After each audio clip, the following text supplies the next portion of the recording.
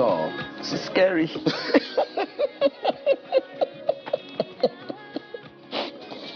Especially with the opening of the second Niger Bridge now, things should ease in that corridor of the country. Yeah.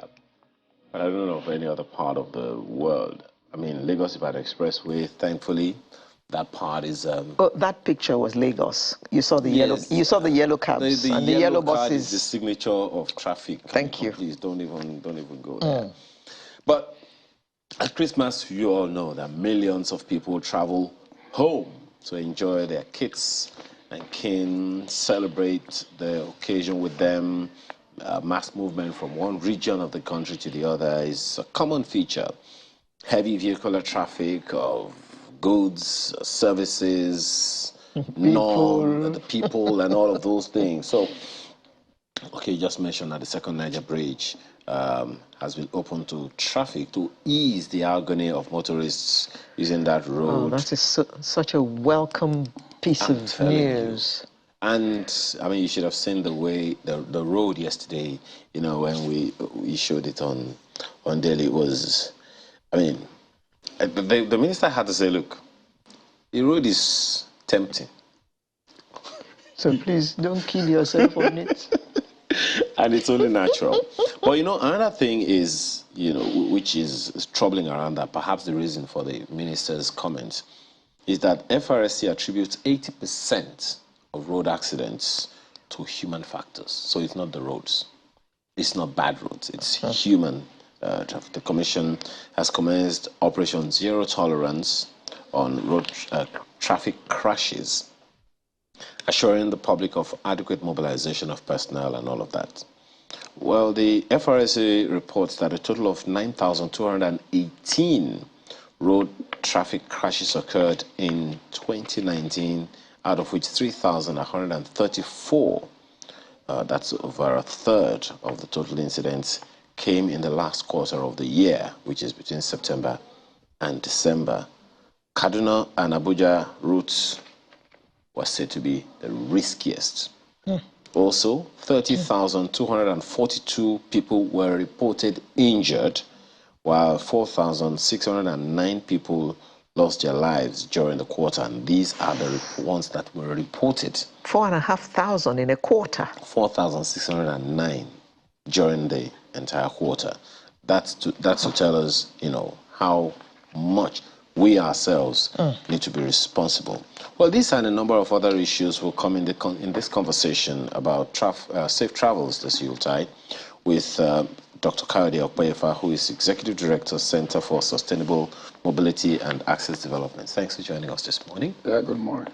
We also have with us in our Abuja studio, Kayode Fanola, who is Deputy Co-Marshal Operations of the Federal Road Safety Commission, as well as Atiku Zailani, who is GM Admin, Nigeria Association of Road Transport Owners, NATO.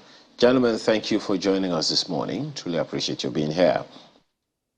Well, Mr. Okpeyefa, yes, let me begin with you. You've been at this for long enough to know. Perhaps we might begin to, if you have the figures, help us understand why these things increase, these road crashes. We don't call them accidents anymore. They are crashes. They are things that really do happen. Why they occur at this time of the year. It's not like people don't travel during the year, the rest of the year.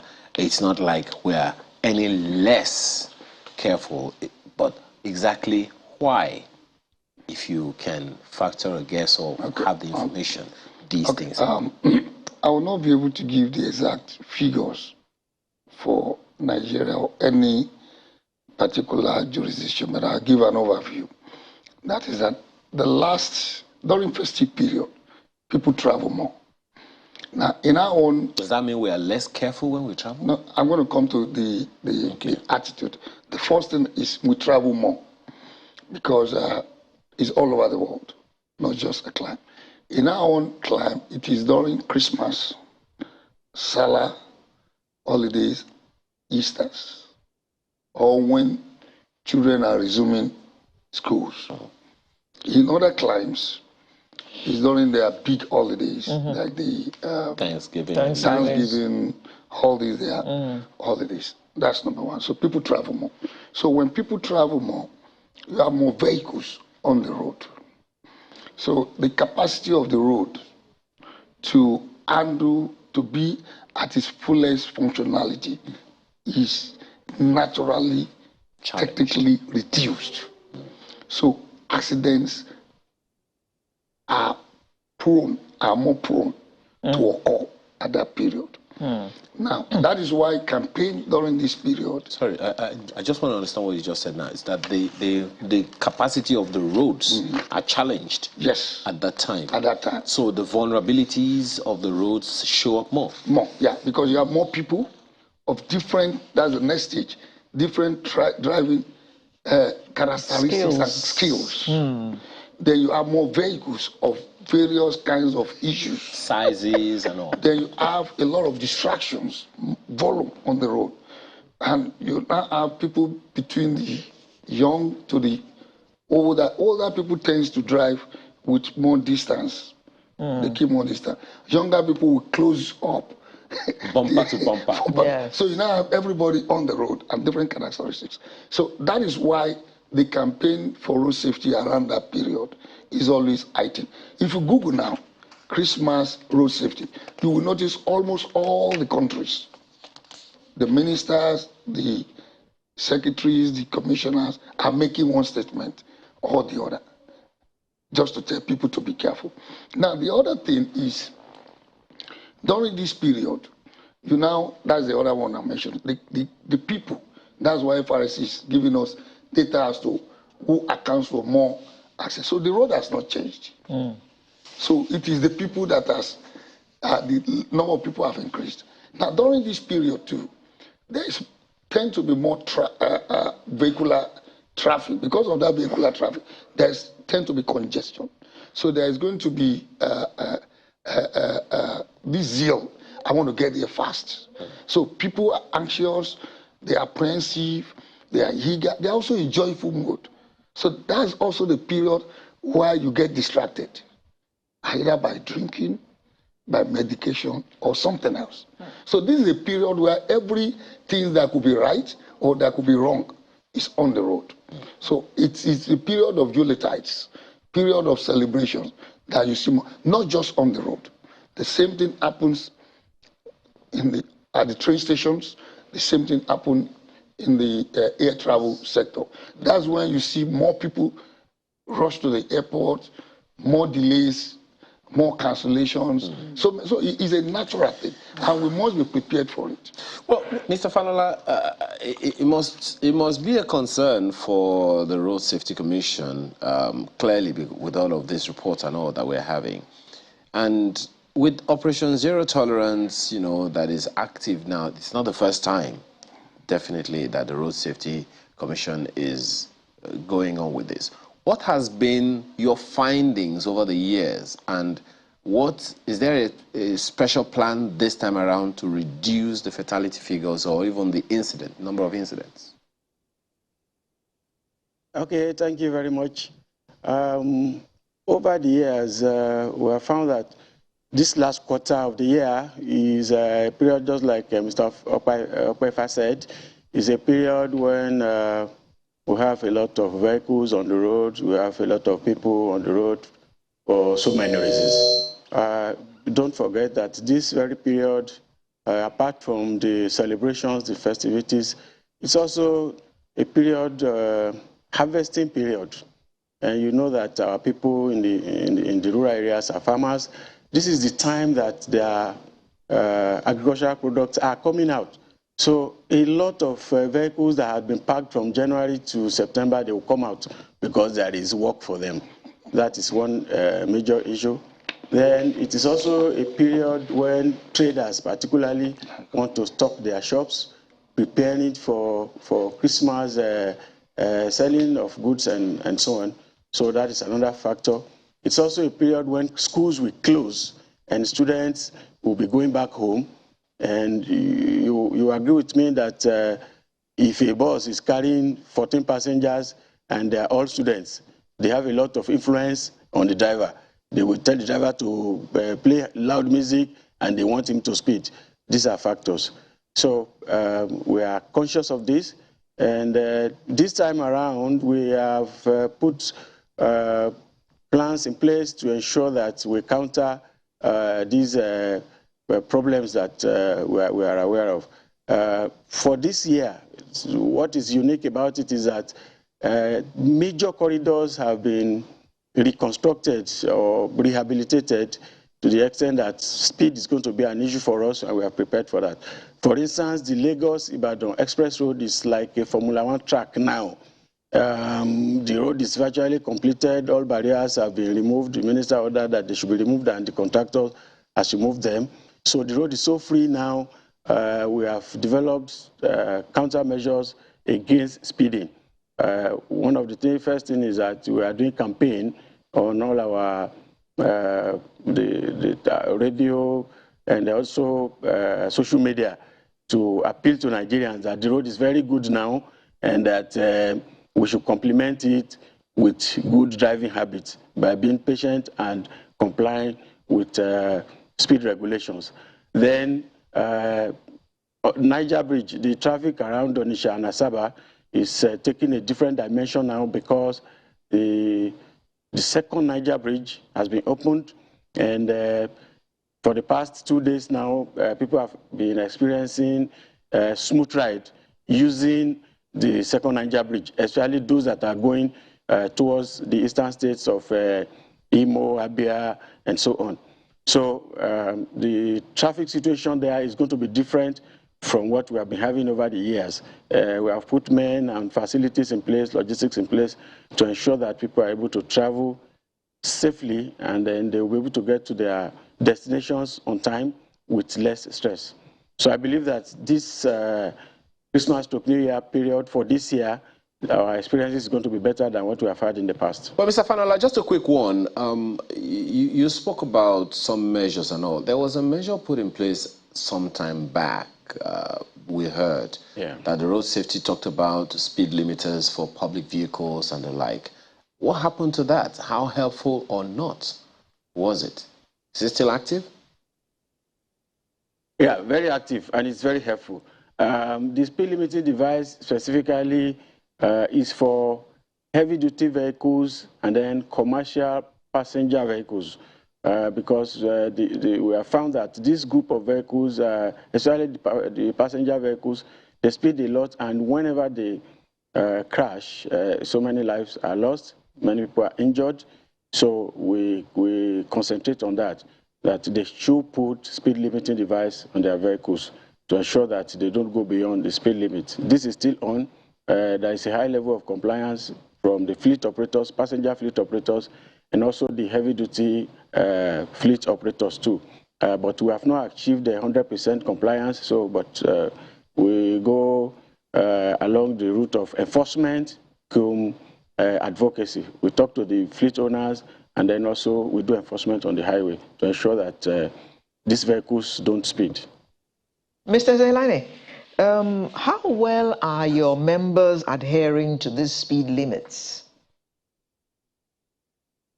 Yeah, thank you very much. I'm happy he has already mentioned it, that there is substantial compliance in the speed limiting device installation on our vehicles. I'm glad to mention to Nigerians that we have, like he has rightly mentioned, substantially complied. We may not say 100%, but definitely we have achieved substantial compliance, and we are still doing that. I remember that during the last National Executive Council meeting that we had of our association, the national president actually called on all members to ensure those of them that have not yet complied to please ensure that they do this in the interest of their own businesses, because these vehicles they own, that is their means of livelihood. So when they are not there, they are like practically out of the system. So it is in their own interest to install these speed limiting devices, because we know that speed is one of the factors that cause accidents. So we are working hands in glove with the Federal Road Safety Code to ensure that our members comply with this directive. Zailani, is it true that sometimes some of your members go out of their way to remove the limiters even after being installed? No, I can't believe that that kind of thing happens, because the speed limiters are installed at the instruction of the owners of the vehicles. So drivers cannot just go and remove these things from the vehicles. And definitely the owners that invested so much money to install those traffic speed limiting devices cannot go and remove it. For what purpose? In any case, the reason why the speed limiters are there are to control the excess speed, that normally cause accidents, rendering these vehicles completely inoperative. So definitely it is in the interest of the owner of the vehicle to ensure that his vehicle is run, safely, and to bring the much needed return. And so if the speed limiter is not there, he is exposed. That's what it means. So I cannot believe, we have not received such reports. I'm just hearing it from you, but definitely this is not the case. Okay. Definitely one of the issues. Just a second. Dr. Kwefa is smiling at that question and response. No, because he said he's hearing it from One of the things that will contribute to accidents, especially at this time, of course, is the quality of the car, the state the car is in. To your mind, how well are the MOTs issued to cars? I mean, how exact are they in certifying that a car is right to ride on the road, right to travel, or whatever? Thank you. From our own study, like the FRSC study already highlighted, you have 4 main factors. I added one. Normally they would tell you 3. The road, the driver, and the vehicle. Now, the driver, the person, can control the equipment, that is the vehicle. And he can also manage the road. Now, let's come back to the vehicle now. Now, Nigeria has improved. Sorry, just a second. You said you added the 4th one. Yeah, I added the 4th. The 4th one is the system itself. That is the environment. Like you mentioned that the roads are now better, or the roads are bad. Somebody has responsibility. Not an individual. That is government and the system. That's the 4th one. And that's why we are different from other climes. While they take safety as for everybody, and it is top down, we are not there yet. So we are still making progress. Why is that? In all fields, in many areas, we are still making progress. I'll get to that. I don't want to start from We are a work in progress. We are a work in progress. Now, on this issue of the vehicle, Nigerian system has improved, and we must give kudos to the various ministries of transportations. In the last 5, 6, let me say the last 8 years, many states have established Ministry of Transportation. They have moved away from the conventional Transport Bureau or Ministry of Works and Transport. So we now have full-fledged ministry. Then we also give kudos to the Federal Road Safety Corporation, because they have also done tremendous work in building capacity among road users, transporters, and the various states Ministry of Education. Now, Ministry of Transport, we've also improved in the area of vehicle inspection. Most states now have a vehicle inspection services. About 10 years ago, only few states have. In fact, some have just 3 officers, and nobody does any inspection. All you do is pay, you get a certificate. Now, we've also improved from those checks. We've also gone computerized testing. Now, we now have many states. I think it shouldn't be less than close to 20 now have computerized vehicle inspection testing. And what that has done is that it has removed the element of me and you, manipulating the system. But as beautiful as that is, there are so many vehicles, like I think is the FRSM. This is an economic period. People want to catch in, make money. So I'm going to my village in, let's say, Karim Lamido, somewhere in Taraba. And I'm going to be going from Lagos. And I have a vehicle, good or bad, I have a vehicle. And I feel if I drive myself, I could make some extra cash. So you have a lot of people. So that vehicle is not meant to travel that kind of distance. It's only meant to take me around within Lagos. So you will always have this kind of issues of people not having the best of vehicles. But I must say this because I know there are figures and there are evidence to back it up. The state of our roadworthiness is better than it was last year, 2 years ago, 5 years ago, and 10 years ago. We have done better. Now, what you also have achieved better is the quality of our transport operators. NATO, NURTW, Road Transport Employer Association, they've also improved in the management. Yeah, this you will notice this when you go into their garages. You now have much more educated, more qualified, more professionals. Like you can see, we have a general manager administration.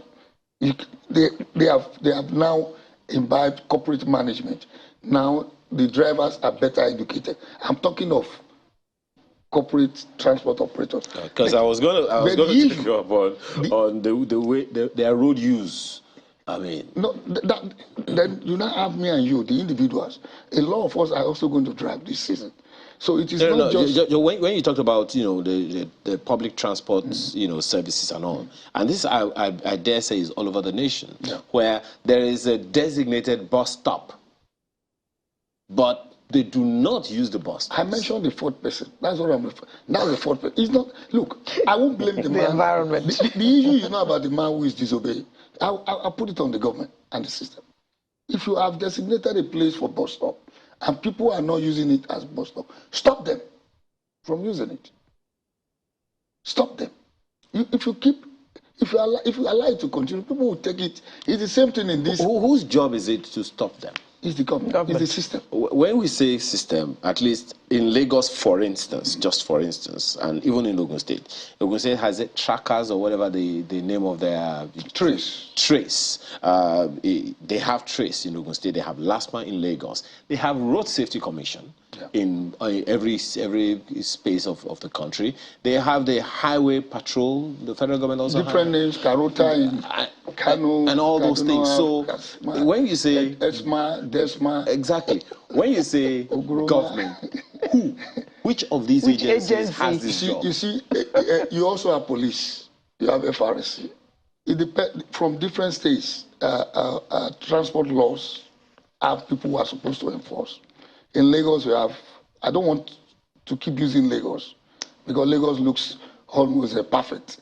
Lagos, you have LASMA, you have Kai. Sorry, you drink water. You have so many agencies that will handle this. Almost perfect. Is that what I said? Yes. I give it to Lagos by Nigerian standard. But really? Go to Oshodi. Some 5, 6, 7, 8 years ago, Lagos, traffic in Oshodi. No, you didn't get what I'm saying. When I'm talking of the structures. Almost perfect in the structures. I put the number execution. 4. That's another thing. That's what I'm saying. I put the blame. Not the issue should be the system and the government. That's supposed to enforce. They should enforce. Okay, let's ask. You talked about the people and the government. Both of them are in Abuja. Well, so government first. Mr. Fanola talked about this. You talked about road use and the fact that sometimes people just don't line up the way they ought to line up, and that is a definite challenge for so many people because once they see what the roads look like, it's enough discouragement for them. So going by what you heard Mr. Dr. Okwefa say, how do you respond? The role of government in enforcing road traffic or road use rules or traffic rules, whichever way we want to put it. Okay, thank you. Just like Mr. Okwefa said, we have the responsibility of ensuring free flow of traffic. It lies more with the state government within the cities, within the township, while the Federal Safety Corps concentrate more on the highways. And that is why we encourage the state governments to establish traffic management agencies so that on that very quick one, Mr. Fanola, on that, within the towns, just a quick one, cities. if you can hear me, just a second. you talked about the Road Safety Commission concentrating on the highways. And it's to the highways that I would like to speak. Lagos, for instance, and I dare say maybe for Ore and the rest of them, those major highways, where transport vehicles, public transport vehicles, they literally block the highways. What's the function of the road safety in that to ensure that these fellows don't block the highways? Two issues you have to speak to now. One is the conventional, transport, vehicles, public transport vehicles that do not use the bus stops as they are supposed to use it on the major highways. And add that to fuel scarcity queues, where the people don't use they literally block the highways with fuel queues. Okay, thank you very much. Let me start from the first question. The issue of places where we have a lot of vehicles, particularly heavy-duty vehicles, parking on the highway, we have issue with that because we are supposed to have mega parks where these trailers, tankers, trucks are supposed to park. We advise that when you have driven for 4 hours, you are supposed to stop, have maybe like 30 minutes rest. So when they have to stop, there is supposed to be provision of parks for them to where they can park off the road and rest. You agree with me that certain locations, for instance, in Ogere along Lagos-Ibadan Express, had been a major issue. We had to do a lot of work there to force the tankers, trailers, drivers to go into the parks. But sometimes we found that these parks are actually not very good. Sometimes during the rainy season particularly, the road surface, the surface there in the parks are so bad that if they go in, they get stuck. So that discourages them. We had to work on that. And so we have so many other places like that along the highways nationwide. We have Umunede in Delta State. We have Tafa Ajere along Kaduna Abuja Road. We have Night Mile in Enugu, like that. So there are so many places where they stop. FRS is working with the Nigerian Shippers Council and then some state governments also and some private sector who are outfit who are interested in this business. They are building mega parks where this class of vehicles can, stop and take a rest or maybe do some servicing on their vehicles and things like that so that they can move off the road. So FRSC does not have the mandate to go and create parks, but where these parks exist, then we are going to do enforcement to make sure that the vehicles go into those parks. However, there are certain places where they just want to stop and take a rest or check their vehicles, and there are no parks. So that's where you see them, parked along the roads, and the best you can do is to make sure that they park in a way that at least will not obstruct traffic. They also have places where there is a factory. For instance, along Lokoja Kaba Road, that's where we have the Obajana Cement. You will see over 2,000 trailers either going into the factory or coming out of the factory. So what we can do, there is no park for them. So what we can do is just to make sure that, well, they park on the shoulder of the road and give enough space to ensure that there is a free flow of traffic. The same thing happens around Dokpela, where we have another cement factory. That's a major highway too. So that has been a major problem for us, but we are working with like I said, the Nigerian Shippers Council and also some state government and then private concerns who want to invest into that. For instance, in Ore, we have one major park there, or a Liberty Park. It has accommodation for maybe up to 1,000 trailers can park there. So around Ore now, you see that you won't see vehicles parked on the road. And if they park on the road, we move them to that park. So the solution there is where we're able to get government, at the state level and also federal, and also private concerns, businesses who are interested to build mega parks. That will be the ultimate solution. Then the second part of your question about fuel queues is an aberration. It's not supposed to be. But however, where there is a problem of scarcity and maybe fuel is available only in one particular place, and if that station happens to be along the highway and the there's a queue that is spilling to the road, we send men there to go and arrange the queue such a way that it won't affect the free flow of traffic. Well, the queue along Lagos-Ibadan Expressway, beg your pardon, just before Berger, still there, and road safety isn't too far away. I wonder when maybe your folks haven't really gotten that word. But let me ask Mr. Zailani, because permit me to say this in pidgin. This matter touch you, no be small. So, because your men are the road transport owners, road transport users, and the rest of them. So, talking about the issues Dr. Okwefa raised here, how would you respond to the fact that it is transport, your men, your employees, who use this and use the roads, block the roads in most cases, consequently causing a whole load of traffic tailback and the rest of them? Is there a system of educating your men to ensure they don't park along the roads, use only designated bus stops all over the nation? And truck parks? Okay, thank you very much for that question. But let me first start by appreciating Dr. Paper for that compliment that, the transport organizations are really reforming. They are becoming better. They are providing facilities. They are organizing themselves very well. I'm happy to hear that from him, being a transport professional, and I respect him for that. Having said so, in respect of the questions that you've just raised, I've had the two speakers speak about it, and basically that is also our position. This is a government matter, and the Nigerian Shippers Council has been at the vanguard of making sure that trailer parks are created on the various highways that we have in the country. And this has been on for almost 3 or 4 years now, but nothing has come up. I've not seen, apart from the one at Tafa and the one at Kaduna, Mararaba and Jos, that we have. Me, from this part of the country, I have not seen anyone that has, come up. And we always comply. When they tell us, and he has raised something very, very important, even when the facility is there, if you've not made it to be conducive for our trucks to go in and park, it's going to be very difficult, because in the rainy season, if they get inside the park, they will just get stuck in there. So nobody would like to drive his vehicle and go inside there, because he won't be able to come out easily. So these kind of trailer parks or any facility of that nature should be constructed in such a manner that is going to be suitable for people to go in and come out.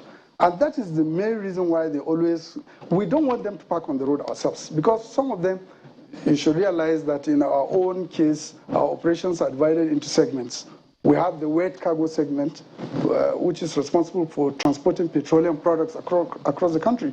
Then we have the dry cargo, those of them carrying heavy goods, from one part of the country to another. Then we have the passenger or commuter service. So this particular one they are talking about mostly affects the heavy-duty trucks, those carrying petroleum products and those carrying heavy cargo. So if they don't have this kind of facilities, it's going to be a problem. We don't want them to park on the roads also because of the hazards. Some of them are carrying highly inflammable products like petroleum and other things like that. And when they park in those places, a little problem can cause serious, Mr. Zailani, just one quick one. And so on. My apologies. Accidents and disasters. Yeah, my apologies. Yeah. There's something significant that Dr. Okwefa talked about. And don't worry, you can send him the receipt for the payment made for the compliment that he gave your association. But there's an issue that he raised about how road use tests the integrity of the roads. And pretty much saying that there are certain roads that maybe your vehicles, the heavy-duty vehicles, shouldn't ply because they are not strong enough to bear those things. Are you aware of, is there any such provision? And when you have heavy-duty vehicles testing the integrity of the roads like that, is there a reporting system in your association where your men and staff use these roads and they come back and say, this particular road, the integrity has been tested, and then you give the information to government so that they can do better? Yeah, we do that all the time. We do that all the time. And let me also, because this thing you are raising now is very fundamental. First of all, you should realize that we are providing a very important service to the nation. If these trucks are not there, it's going to be a problem, because carrying goods from one part of the country is going to be seriously inhibited. So definitely we need these trucks to do this. And we have to use the roads, whether we like it or not, we have to use them, because the railways still, you can see, in spite of government effort to revamp the railways, we are still not where we are supposed to be. So we still have to use these roads to carry these goods. Now, what is important is, coming back again, we have to mention the roads. Although I heard that roads have been repaired, but let me tell you that I'm not in any way underrating the performance of government in trying to fix the roads, but majority of them are still in very bad shape. So when you need to fly these roads to see what is happening. For example, during the rainy season, when Lokoja had that flood, you can imagine what happened. The traffic had to be diverted to go back through Bida, Lambata Road, and so on and so forth. And vehicles were spending 10 days, 2 weeks, on that particular expressway before they reach their destination. And it's always a very difficult thing. So we have, at our own end, we have task forces. We have task forces in Abuja, we have task force in Kano, in Lagos. And all our state councils, our state branches, they have task forces that usually go and patrol these roads to come back and report to us the position. To say this place is very bad, your trucks cannot follow this particular place. And we collect all this information and make it available through letters, through advocates, through whatever means. Whenever we meet government, we mention these things, that this is what we want. That we want the government to do this, we want the government to do that. Not because we just want our trucks to have free passage, no, but because we also care about the safety of other road users. That is very, very important. So addressing specifically the question you have raised, whether we have an internal mechanism of getting information, yes, we do. We make use of these task forces that we have to collect information and then transfer this information to the government agencies, the various road safety agencies like the Federal Road Safety Corps, as well as the State Directorate of Traffic Services that we have all over the country.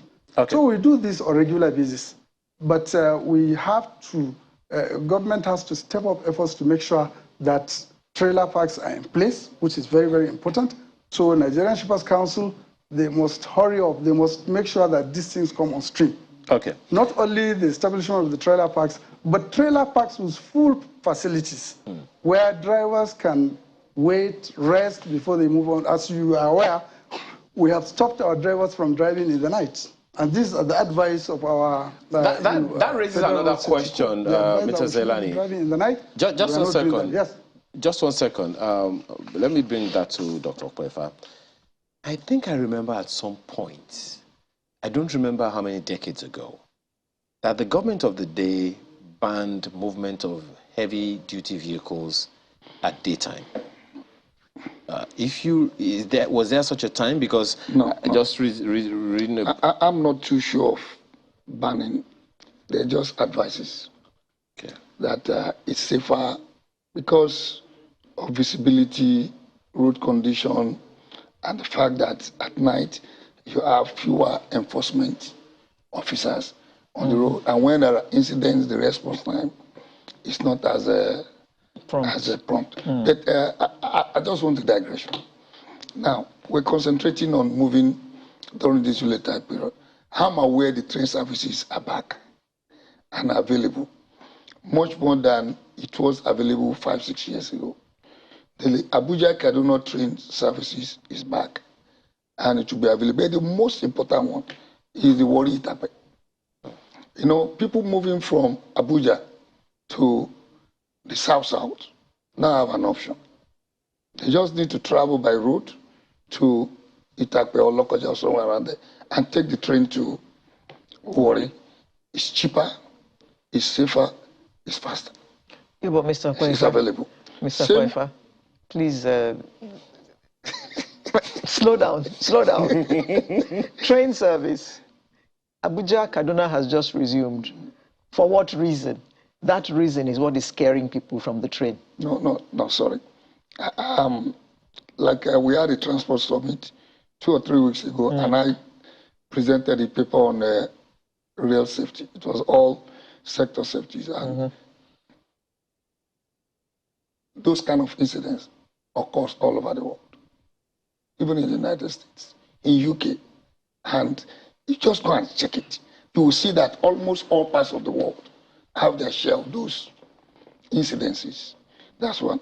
Recently, we had the level crossing incident. I think that was during the week. Go and check the record for US. The number that occurs in US on a daily basis is huge. Those are things that are within the system, and the system is working to make sure it doesn't occur. That's why I don't. If you talk too much on that, you scare people completely away.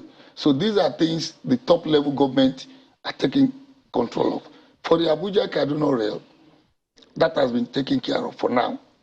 And what we can do is to let people know that that option is available to move. The Lagos Abeokuta Ibadan too is there. It will also move a lot of people, so that people don't just focus on roads alone. And I'm also aware that the railway is going to increase services during this period. Okay. But more importantly is the people moving from the north central to the south. The Warri Itakwe train is available. It's currently one trip because of diesel cost. It used to be like 4, but at least I'm sure they're going to increase the number. That also will be available. So that then another thing I also want to speak here is about the seat belt. Please, during this season, this is not the time to brag. There will be too many drivers on the road who will not be too good to drive, because the FRSC will not be checking. They will not be checking off these things. Everybody is going to be allowed to move. So please use your seatbelt. Check your vehicles. If we are in Harmattan season, if you are going to travel very early in the morning, be careful, because the visibility will not be as perfect. And if you are in a public vehicle, make sure the driver is not under influence. You can always know. You can always know at the beginning of the trip if you engage the driver. And we should appeal also to the transport operators to make sure they check. I know FRC is going about with breathalyzers, but we will not be able to check up. Then the third one. The third one is, apart from the seatbelt, the impairment that is, then this is for children. If you are traveling with children, please don't put these young kids in the front seat, below the age of 12 in the front seat. Then the most important one is the speed. On this matter, this one that you just raised, I think a huge number of people need to understand it. I was driving, I think it was day before yesterday. Even though it was within the locality, a woman, I'm almost certain it's the mother, had a little child, sat in front with another passenger in the front seat, thinking, okay, I can always handle it. But even at 20, exactly, even at 20 kilometers per hour, it is dangerous, because you just slam the brake once and then you don't know what could happen. So I'd like you to expatiate a little more on that. You talk about the speed thing, so that people can understand that whichever part of the country you are, it is dangerous to have underage children in the front seat. They create a lot of distractions. That's the first thing they do. Even if you strap the child to seat belt and you are tempted to keep looking at that child, and that's distraction. Because the kids can't sit for more than 45 minutes in one spot. They will move, they will talk, they will. Even if the child sits 45 seconds. Even if the child sits, you should be afraid. Why is this child quiet? So don't keep them in front of the seat. And when you keep them at the back, if your car has a seat belt, please use it. Yeah. If I'm not talking of car seat now, if the child is even above 12 and you have a seat belt, people should also try to do that. Then the last one is that speed. FRC will do its best. VIO, road traffic services, everybody will do their best. But this season is not the season to speed. Please use your Google Map or Waze to have an idea before you take off. What is the road condition like? So that you can plan, okay, I'm thinking it's 2 hours, but from what I'm seeing, it's going to be 3 hours and 4. So you don't be in a hurry. And then please stay away from your cell phone. Whether you are using the one stuck to your ear or what, please try to stay away from it at all. Little distraction this season, there are too many drivers on the road who are not supposed to be on the road. There are those that are supposed to be on the road who are also distracted. This is the season to make money for a lot of people on the road. This is the season to distribute ampers. They are speeding to get it distributed. Everybody is on the hyper move. You are not the only one on the road. Defensive driving is the key. Okay. That's what I would say. Mr. Fanola, are there speed limits on most of our highways? And if there are motorists adhering to the speed limits on those roads? Definitely, we have speed limits on our highways. For the express roads, maximum speed is supposed to be 100 kilometers per hour for cars. And then for buses, supposed to be 90 kilometers per hour. And on state roads, the maximum speed limit is supposed to be 80. And there are specific locations. For instance, within the built-up areas, the maximum speed limit is supposed to be 30 kilometers per hour.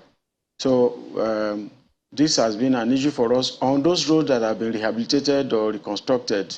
Earlier, I mentioned the case of Lagos-Ibadan. In fact, what we are doing on that road is just traffic calming. You see our personnel even holding red flags and standing at a distance of 100 meters from each other, just try to bring down the speed of the motorists. We have a situation where some of them who are coming, for instance, from the far north or from the east, when they enter Lagos-Ibadan road, they want to recover the time they felt they have lost, and then they begin to speed. This is very bad. We are working very hard on that road to make sure that we calm speed during this particular period. The traffic is so heavy that we don't want to, because we want to stop one person, then we have to disturb the traffic. We avoid as much as possible disrupting the free flow of traffic. So we try to avoid arresting people. What we try to do is to make sure that we calm them down, make sure they drive within the speed limit. We advise them. And then the issue of night traveling too, we want to use this opportunity to advise people, when you want to travel for Christmas, for New Year, please leave home very early so that you will not travel in the night. We know that the economy is supposed to be running 24 hours, yes, but for people traveling with your family, we advise that you leave very early so that you can travel during the day, and by nightfall you have gotten to your destinations. Even the heavy-duty vehicles that are doing cross-country trip from Lagos to Maiduguri to Katsina, we advise that when it is late in the night, they should stop and take a rest and continue in the morning. But we have had a lot of crashes that happen in the night, and the results are not good at all. We still have some areas where the roads are not good, so when they run into a big pothole, they can lose control, and then there will be a crash. And for help to come, it will take some time in the night. So we advise that people should not travel during the night this time. Well, just a quick one. This question is for you three gentlemen. Almost 2 years ago, let me begin with you, Mr. Fanola. The federal government introduced what they call a weight limit on trucks to reduce damage on Nigerian roads. With Dr. Okwefa started that conversation around integrity of the roads. So what has happened along that line? We know that it was something that's supposed to be championed by the Standards Organization of Nigeria. But what has been the story for the FRSC almost 2 years now since this enforcement has begun of weight limit on trucks? What has happened along that line? Okay. You know, when you're talking of loading limits for trucks and trailers and even tankers, it's not like passenger vehicles where the rule says, okay, this vehicle you are supposed to carry 5 passengers, you are carrying 6, so you are overloaded. For trucks, you have to have a functional weighbridge. And these weighbridges, we had them at the old toll gates. They are no longer there now, and but the Minister of Works has promised that they are going to put digital weighbridges at specific locations, and then that is when the enforcement can really be done. Without those equipment, there is no way you can do enforcement for heavy-duty vehicles on the road. Well, Mr. Zailani, naturally it would seem like this is something for your men, the people who are members of your organization. Those ones are the ones who use these vehicles more. Is there a way to measure the limit on the weight of vehicles, and has that been a thing for your association? Okay, that question is to me? Yes, sir. Okay. I want to reiterate that safety is very important, in our businesses. In fact, safety is a cardinal objective in our association, because for you to carry anybody or any good or service from one point to the other, it becomes useful only when you've been able to do that safely. So safety is very, very important.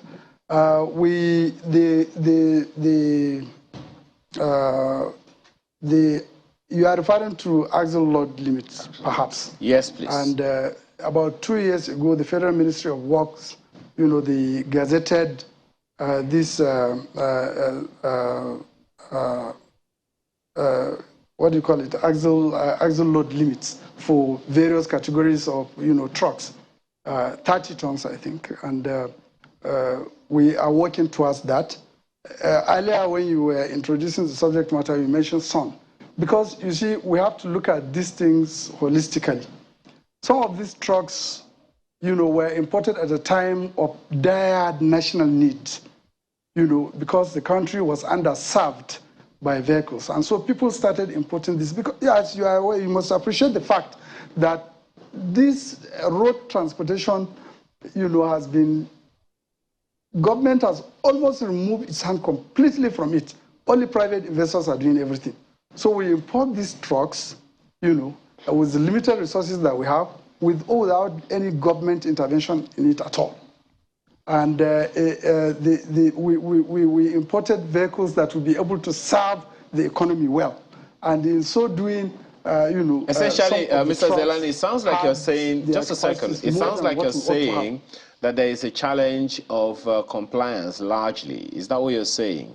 Because we're running out of time. Just from inception, what I'm trying to say is that, you see, because people have been blaming our members that we are using trucks of higher capacity more than what the roads can take. Okay. And I'm just giving the justification that the time when these trucks came in was at a time when the country needed them most. Okay, all right. And the government did not give any incentive. We had to use our resources to get them in. Okay. And all the agencies that...